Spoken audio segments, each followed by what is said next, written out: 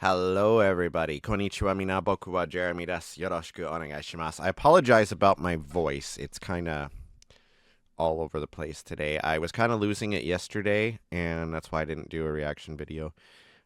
Feeling a little better today. I really think it's allergies, to be perfectly honest. But and my hair is a little bit messy. Let's fix that really quick here. Calgary Stampede hat. All right. So, semifinal one occurred yesterday at the time of this recording. And I got to watch the whole thing last night. Thankfully, they have it up on YouTube for the VOD on the official Eurovision channel. And it was amazing. I got to see things that I missed because I was at work yesterday. The Eleni and Eric Saade and the Chanel performances of Fuego, Popular, and Slow Mo, respectively. Very, very amazing. Bit of controversy with Eric as he had a Palestinian thing on his arm. And that kind of came up a couple of times. I know Bambi Thug was told by the EBU to remove something hidden on their body during their performance that was pro-Palestine. And I think the Australian guy that had the didgeridoo thing, I forget, there's another name for it. He had something written on there also in support. So, but there was that. There was some fun things like Pietra. The two hosts were amazing. Pietra, we've seen before. She does great every time. This is her third time doing it. The other lady, I don't remember her name. Melina? Something. Anyway, both really, really, really good. Silly little bits that Petra was doing were fun. The one little bit where she had the guy's phone from the audience and there was like grinder sounds on it. That was kind of funny. And then just, I don't know, you have these little jokes and stuff in there. I think it was kind of a setup, but anyway. So we had Cyprus, Serbia, Lithuania, Ireland, Ukraine, Poland, Croatia, Iceland, Slovenia, Finland, Moldova, Azerbaijan, Australia, Portugal, and Luxembourg all battling it out. 10 of them being able to move on to the grand final on Saturday. And of course, mixed, interspersed through those were the United Kingdom, Germany, and Sweden, kind of breaking things up a little bit as well. So 18 songs altogether performed.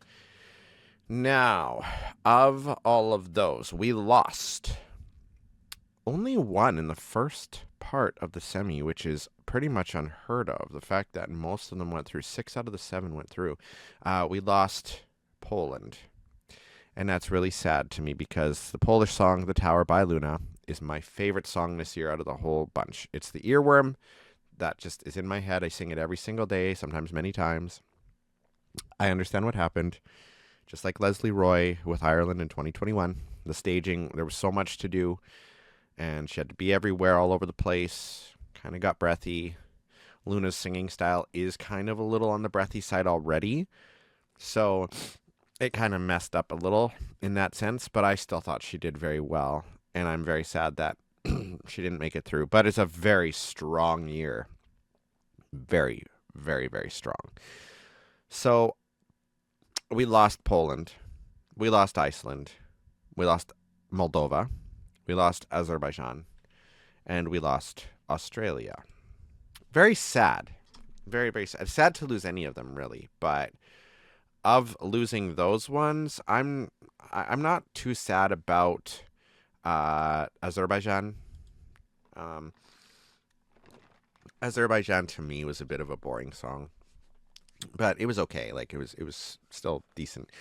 We have Croatia, Cyprus, Finland, Ireland, Lithuania, Luxembourg, Portugal, Serbia, Slovenia, and Ukraine that made it through. This is not the order they announced them in. This is just the order in alphabetical. We got Serbia, Portugal, and Slovenia announced as the first 3 qualifiers, which was awesome because so many people thought that we wouldn't have a world where all 3 of them would make it through, especially because Serbia and Portugal have similar kind of energies to them, and Slovenia and Ireland, people weren't sure if we'd have 2 witches in there. Well, there you go. Slovenia is very much the Lady Gaga of the contest. That's what she reminds me of. Croatia is the front runner still. I do still feel like we're going to be going to Croatia next year, which would be awesome for them to win it this year for the first time ever. Cyprus is one I could have done without in the final. I would have put Poland through in place of it. Again, I am biased because I love that song, but I also like the staging of Poland a lot better. I loved the part when she's on the floor and it looks like she's on a horse. It was just very well done. The whole thing was amazing, and I wish Poland could have made it through. Luna was amazing on social media after, and just happy, and just like, she loved the whole experience, and that was really, really nice to see. So Finland, again, another one that's not my particular favorite. I would have put Australia in over Finland just because Australia's, yes, the staging was a little all over the place. The vocals weren't perfect, but I did like the coloring of the staging. I think it was kind of based on a painting that the lead singer did. And just that song is needed, honestly. And it's such an uplifting song, and very Australian ethnic qualities to it. This is only the second time that Australia hasn't qualified. This is the first live performance that they didn't qualify with because Montaigne wasn't able to make it to us or to Europe during the COVID stuff in 2021. But Montaigne also had a weaker song. I liked Mon Micheli, but that's just me. I totally see why Finland made it through. It's high energy. It's what a lot of people look at for Eurovision, the kind of craziness and stuff of it. And so, yeah. Ireland, absolutely best staging of the entire contest. A lot of people are thinking that. It's the most divisive song this year. But Bambi knocked it out of the park. I was astounded. The exorcism that they were performing on stage.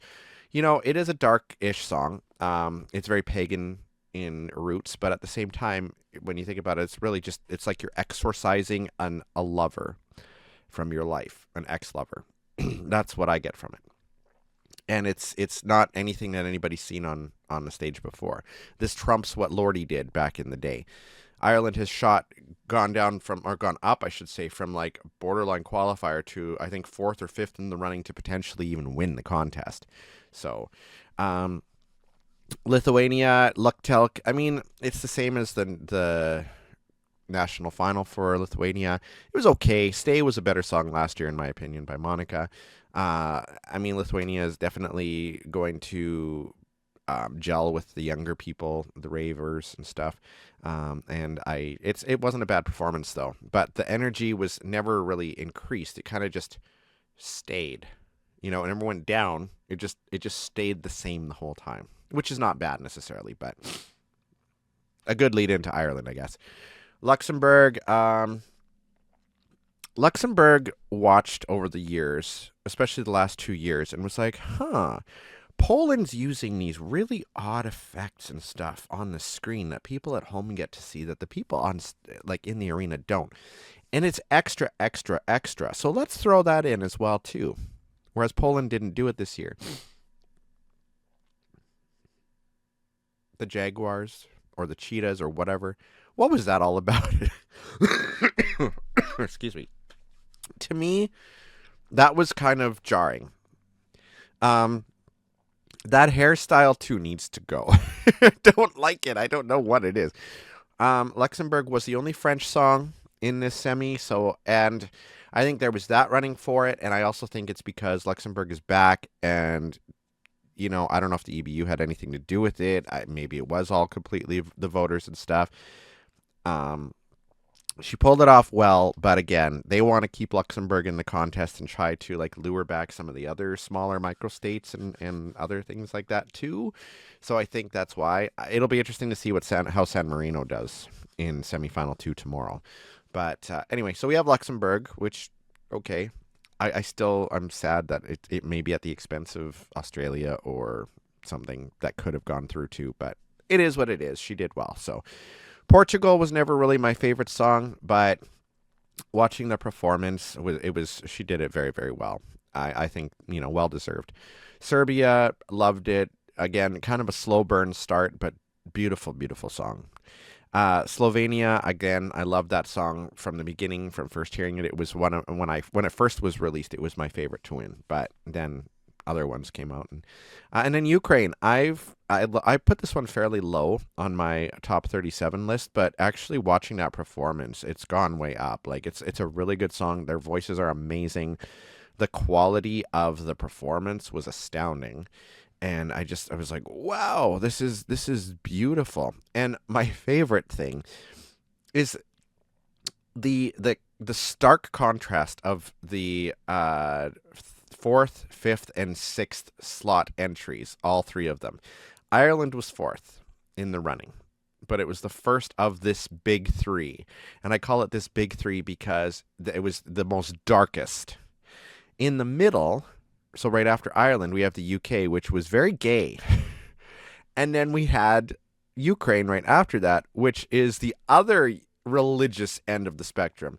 Now, religious style songs normally don't have a massive success rate. I mean, Ukraine, this one's quite well done, but like gospel-y style stuff, and it's not incredibly gospel style, I'll give it that too, but like you've got this whole, do you know what I mean? I'm not the best at explaining it, but like dark, and then the LGBT stuff, and then like the super religious stuff. So it's like all religion, or all things that could cause people to be super divided, and those three songs are right there.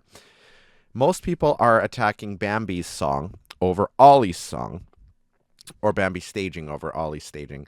But in the end, like the three of them together are probably the absolute best staging of this entire contest. Absolutely 1,000,000%. And I love that. I love the uniqueness of this. I do hope Ollie's vocals are a little bit stronger on Saturday, because obviously he didn't have to worry too much about it yesterday because he wasn't being voted on. He just gets in automatically. But there were parts that he was a bit pitchy, and yeah, he's moving around a lot too. But it's very intriguing how they do that. I really like the room and the thing, and the dancers and stuff. So I thought it was very, very well executed. Ireland's was well executed. Ukraine's was well executed.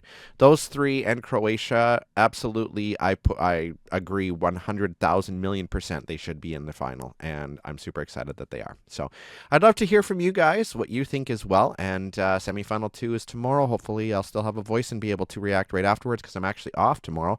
And then on Saturday I get to watch the grand final live. I'm super excited about that too. But let me know what you guys think, and I will see you next time.